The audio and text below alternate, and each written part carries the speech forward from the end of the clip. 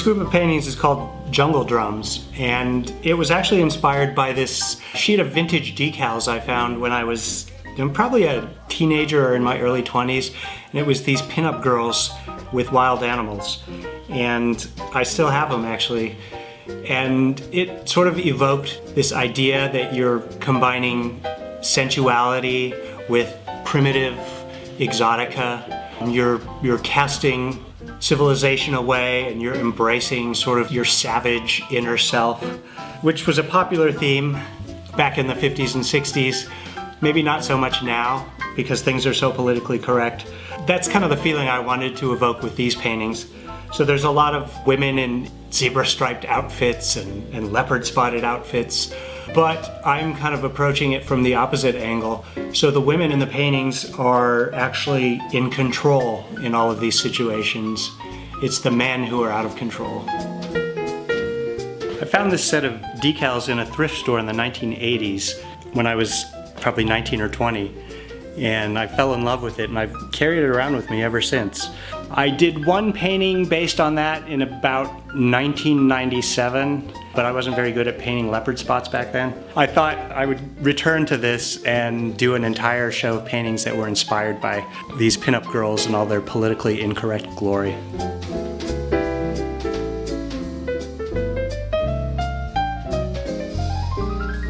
The largest painting in the show is called Primal Cuts, and it's sort of a panoramic party scene, sort of a sophisticated jungle setting, I guess. The women are dressed as panthers, and the men are all wearing brown jackets with little sort of delineated, dotted marks on them. And almost like a gag panel, it's not until you get to the far right of the painting that you see that it's actually one of those diagrams that tells you how to butcher a piece of meat and how to get the cuts.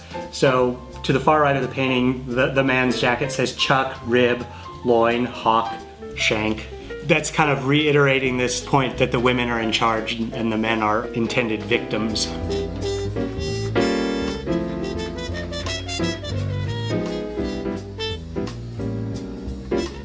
When I saw Corey Helford Gallery's new space, which is about the size of an airplane hangar, I realized I had to work larger, and I also had to come up with some ideas to fill the space, to sort of make an installation that encompassed what I was trying to say with jungle drums. So what you see here is sort of the result of that thought process.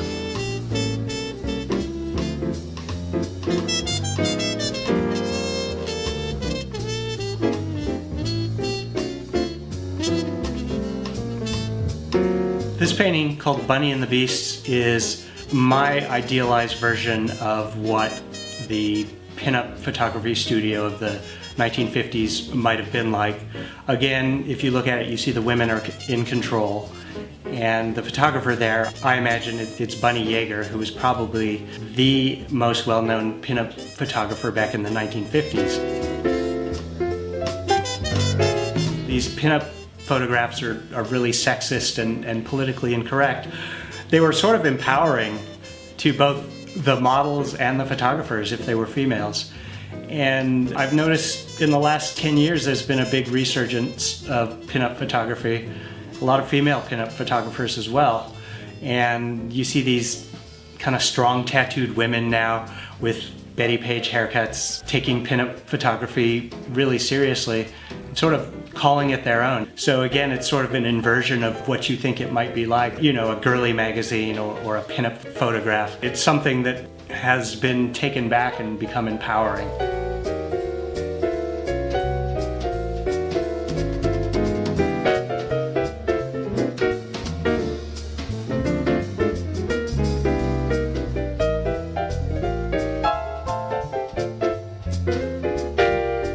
I did a painting called Souvenirs.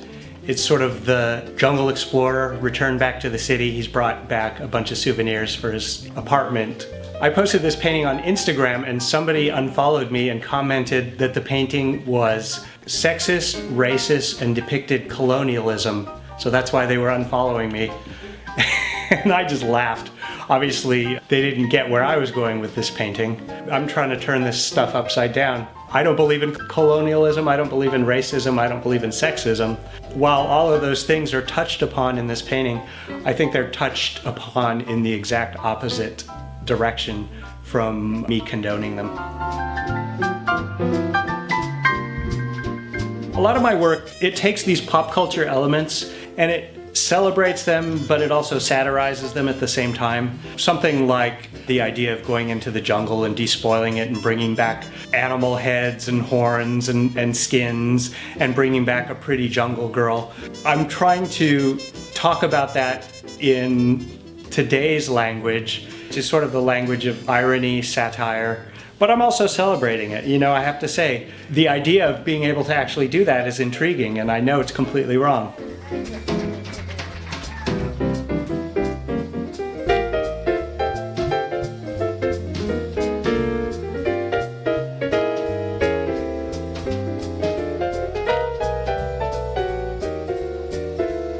These totems were inspired by the height of this room. I knew I wanted to do something really vertical, which took advantage of how high we can go. And these are sort of the most primitive sculptural forms you could think of, but created in the most space-age, sort of futuristic materials. Nothing man-made about it, nothing natural, it's all synthetic. Whereas the original carver of something like that might have used stone tools and natural pigments, these are all plastics and polymers.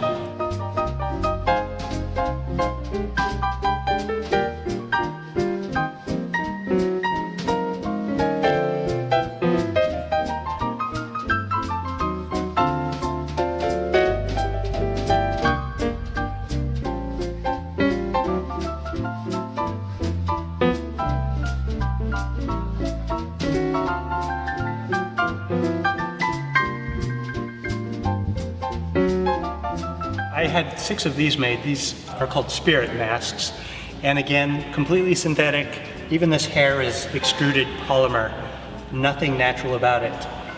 And each one of these has a little meaning to me, but I'm not going to tell you what it is. You got to figure it out for yourself.